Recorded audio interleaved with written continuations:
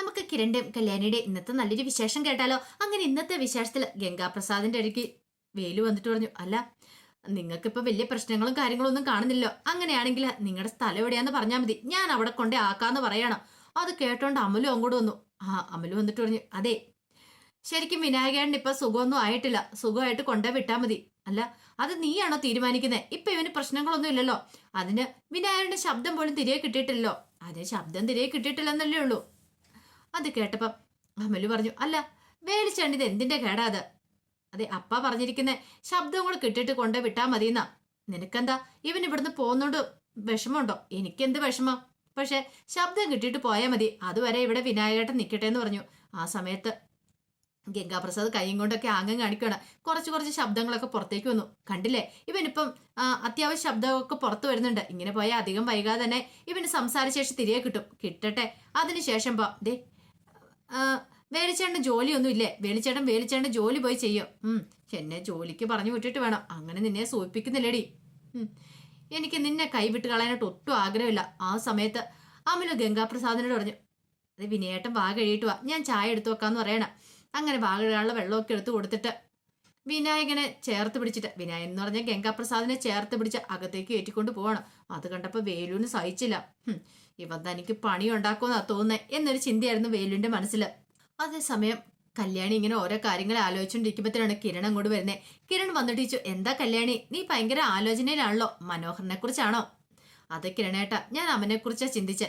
അവനെ കണ്ടിട്ടാ ഇപ്പൊ ഞാൻ ഇങ്ങോട്ടേക്ക് വരുന്നേ. മോളെ കാണണമെന്ന് അവനൊരു ആഗ്രഹം പ്രകടിപ്പിച്ചിട്ടുണ്ട്. പക്ഷെ മോളെ കൊണ്ടേ കാണിച്ചിട്ടുണ്ടെങ്കിൽ സരുവിന് അത് ഇഷ്ടപ്പെടുമെന്നും അറിയില്ല. കല്യാണി പറഞ്ഞു, കൊണ്ടേ കാണിക്കണ്ടാണേ കാണിക്കാതിരിക്കാൻ പറ്റില്ലല്ലോ. ഇപ്പൊ തന്നെ ആലോചിക്കേ, എന്റെ അച്ഛന് മാറ്റം വന്നു, എന്റെ അമ്മൂമ്മയ്ക്ക് മാറ്റം വന്നു, അതുപോലൊരു മാറ്റം മനോഹറിലും ഉണ്ടായിക്കൂടുന്നില്ല. ചിലപ്പോൾ അവൻ മാറിയതാണെങ്കിലോ? അതെ, അങ്ങനെ എനിക്ക് തോന്നുന്നൊക്കെയുണ്ട്. കല്യാണി പറഞ്ഞു, അല്ല അവൻ 2-2.5 വർഷക്കാലം മോളോടൊപ്പം താമസിച്ചല്ലേ, അപ്പൊ അതുകൊണ്ടായിരിക്കും അവളെ കാണാതിരിക്കുമ്പോൾ ഒരു ബുദ്ധിമുട്ട്. അതുപോലെ തന്നെ സരുവിനോടൊപ്പം അല്ലേ ഇത്രയും കാലം ജീവിച്ചത്. അപ്പൊ അതൊന്നും പെട്ടെന്ന് അങ്ങോട്ട് മറക്കാൻ പറ്റുന്ന കാര്യമല്ലോ കിരണേട്ടാ. അതെ, സരുവിന് ഒരു വിധത്തിൽ ഞാൻ പറഞ്ഞ കാര്യങ്ങളൊക്കെ മനസ്സിലാക്കി വെച്ചിട്ടുണ്ട്. അവനെ പോയി കൊല്ലണമെന്ന് പറഞ്ഞു ഒരേ വാശിയിലിരിക്കുമായിരുന്നു. ഞാൻ പറഞ്ഞു അവിടെ പോയെങ്കിൽ പോലീസ് സെക്യൂരിറ്റിയും കാര്യങ്ങളോ, അങ്ങോട്ടേക്ക് ചെന്നൊന്നും ചെയ്യാൻ പറ്റില്ലെന്നൊക്കെ. അവൾ വിശ്വസിച്ചോ ഇല്ലയൊന്നും അറിയത്തില്ല. തൽക്കാലത്തേക്ക് അവളെ ഒന്ന് അടക്കി നിർത്തിയിട്ടുണ്ട്. അല്ല നിന്റെ ഉദ്ദേശം എന്താ? മോളെ കൊണ്ടേ കാണിക്കാനാണോ? അങ്ങനെയാ. ചിലപ്പോ എന്തെങ്കിലും അവന് സംഭവിച്ചു പോയിട്ടുണ്ടെങ്കിൽ നാളെ നമുക്കൊരു കുറ്റബോധം തോന്നാൻ പാടില്ല. നിന്റെ മനസ്സിലെ ആഗ്രഹമാണ്, അങ്ങനെയാണെങ്കിൽ അങ്ങനെ തന്നെ നടക്കട്ടെ. ഞാൻ എതിരഭിപ്രായം ഒന്നും പറയുന്നില്ല. കല്യാണി പറഞ്ഞു, ഈ പറയുന്ന സരു അത്ര നല്ലവളൊന്നും ആയിരുന്നില്ലല്ലോ. എന്നെയും കിരണേട്ടനെയും അതുപോലെ തന്നെ അങ്കിളിനെയൊക്കെ കൊല്ലാൻ വേണ്ടി നടന്നവളല്ലേ. അവൾക്ക് ഇപ്പോഴല്ലേ ഈ മാറ്റങ്ങളൊക്കെ ഉണ്ടായത്. അതുപോലെ മനോഹറിന് ചിലപ്പോൾ മാറ്റങ്ങളൊക്കെ ഉണ്ടായിക്കൂടുന്നില്ലല്ലോ. മോളെ ഒന്ന് കൊണ്ടുപോയി കാണിക്കാൻ നല്ലത്. അവൻ എന്തെങ്കിലും സംഭവിച്ചു പോയാൽ പിന്നെ പിന്നെ നമ്മൾ പറഞ്ഞിട്ട് കാര്യമില്ലോ എന്ന് പറഞ്ഞു. ശരി, നിന്റെ ഇഷ്ടം എന്താ വെച്ചാൽ നടക്കട്ടെ എന്നും പറഞ്ഞുകൊണ്ട് കിരൺ അകത്തേക്ക് കയറിപ്പോയി. അതേ സമയത്ത് സരു കൺസ്ട്രക്ഷൻ കമ്പനിയിൽ ഇങ്ങനെ ആലോചിച്ചുകൊണ്ടിരിക്കുകയാണ്. പിന്നീട് പോയി ഒരു കവറെടുത്തു. അതിനകത്തൊരു പർദ്ദയുണ്ടായിരുന്നു. ഇത് വെച്ച് വേണം അവനെ തീർക്കാനായിട്ട് പോവാനായിട്ട്. അങ്ങനെ അവനെ ജീവിക്കാൻ വിടില്ല. അവൻ ജീവനോടെ ഉണ്ടെങ്കിൽ ഇനി അവൻ വേറെ പെൺകുട്ടികളെ നശിപ്പിക്കാനായിട്ട് പോകും. അവൻ മരിക്കേണ്ടവൻ അവന് എന്നൊരു തീരുമാനങ്ങളൊക്കെ എടുത്ത് അവിടെ നിന്ന് ഇറങ്ങി. അങ്ങനെ നേരെ ഹോസ്പിറ്റലിലേക്ക് വരുവാണ് ആ പർദ്ദയൊക്കെ ധരിച്ച്. പക്ഷെ ഐസിയുവിന്റെ മുന്നിലെത്തി കഴിഞ്ഞ് പോലീസ് ചോദിച്ചു, ആരാ എന്താന്നൊക്കെ ചോദിച്ചു. ഇത് വിസിറ്റേഴ്സ് ടൈം അല്ല, ഇപ്പൊ അകത്തേക്ക് ഏറ്റുവിടാൻ പറ്റില്ലെന്ന് പറയണം. ഓ സോറി എന്ന് പറഞ്ഞിട്ട് സരയു തിരിഞ്ഞു നടന്നു. പക്ഷെ അങ്ങനെ പിന്മാറാനായിട്ട് അവൾ ഉദ്ദേശിച്ചിട്ടുണ്ടായിരുന്നില്ല. അവൾ നേരെ നേഴ്സസ് റൂമിലേക്ക് പോയി. അങ്ങനെ അവിടെ ചെന്ന് നേഴ്സുമാരുടെ ഒരു യൂണിഫോം എടുത്ത് ധരിക്കുകയാണ്. അങ്ങനെ അതൊക്കെ ധരിച്ച് ഒരു മാസ്ക് ഒക്കെ വെച്ച് പുറത്തേക്ക് ഇറങ്ങി വന്നു. അവിടെ രണ്ടും കൽപ്പിച്ച മട്ടിലായിരുന്നു പുറത്തേക്ക് വരുന്നത്. അതേ സമയത്താണ് കല്യാണി കണ്ണുമണി മോളെ മനോഹറിനെ കാണിക്കാനായിട്ട് അങ്ങോട്ട് വരുന്നേ. അങ്ങനെ വന്നിറങ്ങി അങ്ങോട്ട് കയറി പോകുമ്പോഴത്തേനോട് ആ കാഴ്ച കാണുന്നത്, ഇത് സരയുവല്ലേ? സരയു വേഷം മാറിയാലും കല്യാണിക്ക് കണ്ടാൽ മനസ്സിലാവുമല്ലോ, ഒരു മാസ്ക് വെച്ചിട്ടുണ്ടെന്ന് മാത്രമേ ഉള്ളൂ. ഇവളിത് എങ്ങോട്ടാ പോന്നെ? ഐസുവിന്റെ അങ്ങോട്ടേക്കാണല്ലോ. അങ്ങനെയാണ് മനോഹറിനെ കൊല്ലാൻ തന്നെയായിരിക്കും. പെട്ടെന്ന് കല്യാണി അവിടേക്ക് ഓടിച്ചെന്നു. സിസ്റ്റർമാരുടെ മുറിയിലേക്ക് അങ്ങോട്ട് ഓടി ചെല്ലുവാണ്.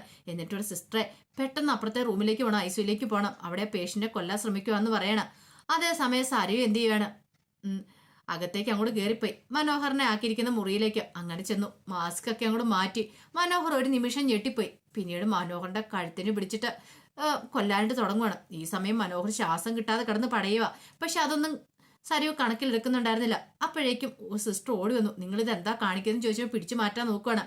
പക്ഷേ എങ്കിൽ അവള് തട്ടിമാറ്റി. സിസ്റ്റർ തലയടിച്ച് ഒറ്റ വീഴ്ചയായിരുന്നു. അപ്പോഴേക്കും ബാക്കി സിസ്റ്റേഴ്സൊക്കെ ഓടി വന്നു. അവരെല്ലാരും കൂടി ഒരു വിധത്തിൽ സരയുവിനെ പിടിച്ചു മാറ്റിയിട്ട് കൈ ബലാത്കാരമായിട്ട് കെട്ടുവാണ്. അങ്ങനെ പുറത്തേക്ക് കൊണ്ടുവന്ന് ഈ സമയം കല്യാണി കുഞ്ഞിനെ കൊണ്ട് മാറി നിൽക്കുവാണ്. അപ്പോഴേക്കും ഡോക്ടർ അങ്ങോട്ട് വന്നു. എന്താ കാര്യം? അതെ, ഇവളുണ്ടല്ലോ അകത്ത് കയറി ആ പേഷ്യന്റിനെ കൊല്ലാൻ ശ്രമിച്ചെന്ന് പറയണേ. കൊല്ലാൻ ശ്രമിച്ചെന്ന് എന്താ ചെയ്തേ? അയാളുടെ കഴുത്തിന് പിടിച്ച് ഞെരിച്ചെന്ന് പറയണേ. ഓഹോ, അപ്പൊ വേഷം മാറി വന്നിരിക്കുവായിരുന്നില്ലേ? പിന്നീട് പോലീസുകാരോട് നിങ്ങളിത് എവിടെ നോക്കിയിരിക്കുമായിരുന്നു? ഇനിയും കൂടെ ഇങ്ങനെ ഒരു പ്രതിക്ക് എന്തെങ്കിലും സംഭവിച്ചിട്ടുണ്ടെങ്കിൽ അറിയാലോ, നിങ്ങളുടെ കാര്യത്തിൽ തീരുമാനമായി. അത് പിന്നെ സാറേ, ഈ നേഴ്സുമാരുടെ യൂണിഫോം ആയതുകൊണ്ട് എന്നും പറഞ്ഞുകൊണ്ട് പ്രത്യേകം പറഞ്ഞിട്ടുള്ളല്ലേ ഇവിടെ വരുന്ന ഓരോരുത്തരെയും നോക്കണമെന്നുള്ള കാര്യം. എന്നിട്ട് താൻ എന്ത് പരിപാടിയോടെ കാണിച്ചെന്നൊക്കെ ചോദിച്ചിട്ട് ചീത്ത പറയാണ്. സാറേ, ഇനി ശ്രദ്ധിച്ചോളാന്ന് പറയണം. അപ്പോഴേക്കും സരു ആകപ്പാടെ ഭ്രാന്ത് പിടിച്ച അവസ്ഥയിരിക്കുകയാണ്. ഡോക്ടർ ഞാൻ അയാളെ നോക്കട്ടെ എന്ന് പറഞ്ഞുകൊണ്ട് ഡോക്ടർ അകത്തേക്ക് അങ്ങോട്ട് കയറിപ്പോയി. അങ്ങനെ കുറെ സമയം കഴിഞ്ഞ് കഴിഞ്ഞപ്പം കല്യാണി കൺമണി മോളെയും കൂട്ടിക്കൊണ്ട് കൺസ്ട്രക്ഷൻ കമ്പനിയിലേക്ക് വരുവാണ്. അപ്പോഴേക്കും കിരൺ ചോദിച്ചു എന്തായി? മനോഹരനെ കുഞ്ഞിനെ കാണിച്ചോന്ന് ചോദിക്കണം. ഇല്ല കിരണേട്ട, കാണിക്കാൻ പറ്റിയില്ല. കാണിക്കാൻ പറ്റില്ല? അതെന്ത് പറ്റി? അല്ല, അവിടെ ചെന്ന് കഴിഞ്ഞപ്പോഴത്തേനും സരിയു അവിടെ ഉണ്ടായിരുന്നു. സരിയോ? അതെ, ഞാൻ അവിടെ ചെന്ന് ഇറങ്ങി കഴിയുന്ന സമയത്താണ് സരിയും ഐസുവിനും അങ്ങോട്ട് പോകുന്നുണ്ട്. അപ്പോഴേ എനിക്ക് അപകടം എടുത്തു. ഞാൻ അവിടുത്തെ നേഴ്സുമാരെ പറഞ്ഞു വിട്ടു. അവർ ചെന്ന് കഴിഞ്ഞപ്പോൾ സരിയും അവനെ കൊല്ലാൻ വേണ്ടി ശ്രമിക്കുമായിരുന്നു പറയണം. തലനാരിഴയ്ക്ക് അവൻ രക്ഷപ്പെട്ടത്, അല്ലായിരുന്നെങ്കിൽ അവന്റെ ജീവിതം തീർന്നേനെന്ന് പറഞ്ഞു.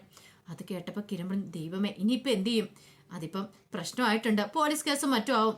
ഒരു കാര്യം ചെയ്യാം, എങ്ങനെയെങ്കിലും എന്നെ വിളിച്ചിട്ട് കാര്യങ്ങളൊക്കെ പറ. സരുവിനെ പുറത്തിറക്കാനുള്ള എന്തെങ്കിലും വഴി നോക്കണം. ഒരു പക്ഷേങ്കിൽ അവൾ ജയിലിൽ കിടന്നിട്ട് എങ്ങനെ കിരണേട്ട കാര്യങ്ങളൊക്കെ ശരിയാന്നേ നോക്കട്ടെ. അവൾക്കിത് എന്തിന്റെ കേടായിരുന്നു? അവളോട് കുറെ ഞാൻ പറഞ്ഞതാ അങ്ങനെയൊന്നും പോവരുതെന്നൊക്കെ. പറഞ്ഞാൽ തലയിലേക്ക് കയറത്തില്ലെങ്കിൽ എന്ത് ചെയ്യാൻ പറ്റും? അത് കിരണേട്ട, അവൾക്ക് കൊല്ലണം എന്ന് ഒരേ തീരുമാനം മാത്രമേ ഉണ്ടായിരുന്നുള്ളൂ. അവളുടെ സ്വഭാവം അറിയാവുന്നതാണല്ലോ. മുമ്പ് ഇതൊക്കെ തന്നെയല്ലേ അവൾ ചെയ്തുകൊണ്ടിരുന്നത്. ഏതെങ്കിലും കാര്യത്തിനൊരു വാശി പിടിച്ചിട്ടുണ്ടെങ്കിൽ അത് നേടിയെടുക്കാൻ ശ്രമിച്ചുകൊണ്ടേയിരിക്കും. ഇപ്പൊ അതുപോലെ തന്നെ ചെയ്തുകൊണ്ടിരിക്കുന്നത്. മനോഹറിനെ കൊല്ലണം എന്നൊരു ചിന്ത മാത്രമുള്ള മനസ്സിലുള്ളൂ. കിരണേട്ടൻ ഒരു കാര്യം ചെയ്യുക, പെട്ടെന്ന് തന്നെ വിളിച്ചിട്ട് എന്തെങ്കിലും ഒന്ന് ചെയ്യാൻ നോക്ക്. അല്ലെങ്കിൽ അറിയാലോ, എങ്ങനെയെങ്കിലും അവനെ കുഞ്ഞിനെ ഒന്ന് കാണിക്കണം എന്നുണ്ടായിരുന്നു. പക്ഷെ അതിന് പോലും സാധിച്ചില്ലോ എന്ന് ഓർക്കുമ്പോൾ എനിക്ക് നല്ല വിഷമമുണ്ട് കിരണേട്ടാന്നൊക്കെ പറഞ്ഞു വേണം. ആ സമയം സരുവിനെ ഐസിയുവിന്റെ മുന്നിൽ കൈയെല്ലാം ബന്ധിച്ച രീതി ഇരുത്തിയേക്കുവാണ്. ഇച്ചിരി സമയം കഴിഞ്ഞപ്പോൾ തന്നെയാണ് ഒരു പോലീസ് ജീപ്പ് അങ്ങോട്ട് വന്നിരിക്കുന്നത്. അങ്ങനെ പോലീസ് ജീപ്പിനകത്തുനിന്ന് SIയും കുറച്ച് വനിതാ പോലീസുകാരും കൂടെ ഇറങ്ങി വരുവാണ്. അങ്ങനെ വന്നു കഴിഞ്ഞപ്പോൾ ഡോക്ടർ പറഞ്ഞു, ഇവള് അകത്ത് കയറിയിട്ട് അകത്ത് കിടക്കുന്ന പേഷ്യന്റിനെ കൊല്ലാൻ ശ്രമിച്ചെന്ന് പറയണം. നീയാള് കൊള്ളാലോടി, അല്ലെങ്കിൽ നീ മുമ്പ് ജയിൽ ശിക്ഷയൊക്കെ അനുഭവിച്ചിട്ടുള്ളതല്ലേ?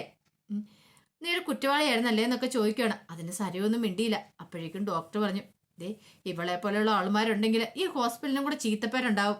ഇവളെന്തേലും ചെയ്തിട്ട് പോയിട്ടുണ്ടായിരുന്നെങ്കിലോ പിന്നെ ഞങ്ങൾ സമാധാനം പറയേണ്ടി വരത്തില്ലേ? അപ്പോഴേക്കും SI തിരിഞ്ഞ് അവിടെയുള്ള ജോലിയിലുള്ള ഡ്യൂട്ടിക്കാർഡ് പറഞ്ഞു, നിങ്ങൾ എന്ത് നോക്കിയായിരിക്കുമായിരുന്നു? നിങ്ങൾക്ക് നോക്കാൻ മേലായിരുന്നു. അല്ല, അത് പിന്നെ സാറേ, അത് ഞാൻ നിങ്ങളൊക്കെ വരുന്ന സമയത്ത് ഇങ്ങനെയൊന്നും ആയിരുന്നില്ല പറഞ്ഞത്. എല്ലാ കാര്യങ്ങളും കൃത്യമായിട്ട് ചെയ്തോളാന്നല്ലേ പറഞ്ഞ്. എന്നിട്ടിപ്പോൾ ഇങ്ങനെയാണോ? അത് ഞങ്ങൾ മുഖം നോക്കിയില്ല. ഇനി ആര് വന്ന് കയറിയാലും അവരുടെ മുഖം നോക്കിയാൽ അകത്തേക്ക് കയറ്റി വിടാവുള്ളൂ. ഡോക്ടർ പറഞ്ഞു, ഇവൾ ഇങ്ങോട്ടേക്ക് വന്നൊരു പർദ്ദയൊക്കെ ധരിച്ച പിന്നീട് നേഴ്സസ് റൂമിൽ കയറി അവരുടെ യൂണിഫോം ഒക്കെ ധരിച്ച അകത്തേക്ക് കയറി പോന്നെ, സംശയമൊന്നും തോന്നാതിരിക്കാൻ വേണ്ടിയിട്ട്. ശരി, ഇവളെ പിടിക്കാൻ പറയാണ്. ആ സമയത്ത് SI ചോദിച്ചു, നീ എന്തിനാടി ഇതൊക്കെ ചെയ്തേന്ന് ചോദിക്കുക. എനിക്ക് അവനെ കൊല്ലണം, ഞാൻ അവനെ കൊല്ലുക തന്നെ ചെയ്യും.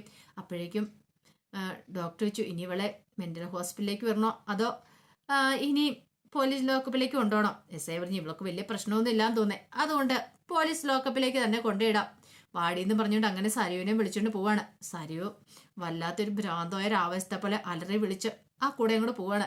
സരുവിന് അവനെ കൊല്ലാത്തതിന്റെ ഒരു ദേഷ്യവും കാര്യങ്ങളൊക്കെ ഉണ്ടായിരുന്നു. മനോഹറിനെ കൊല്ലാനായിട്ട് ദൃഢനിശ്ചയം ചെയ്തു വന്ന, പക്ഷെ അത് നടക്കാത്തതിന്റെ ഒരു വിഷമവും കാര്യങ്ങളൊക്കെ സരുവിന്റെ മുഖത്തുണ്ടായിരുന്നു. അങ്ങനെ സരുവിനെ നേരെ പോലീസ് സ്റ്റേഷനിലേക്ക് കൊണ്ടുപോവാണ്. അതിന്റെ വിശേഷങ്ങളൊക്കെയാണ് കാണുന്നത്. ഇതിന്റെ ബാക്കി വിശേഷങ്ങളുമായിട്ട് വൈകുന്നേരത്തെ പ്രമോയി വരാട്ടോ. ഒരിക്കൽ കൂടി എല്ലാവർക്കും ശുഭദിനം നേർന്നുകൊണ്ട് നിർത്തുന്നു. നന്ദി.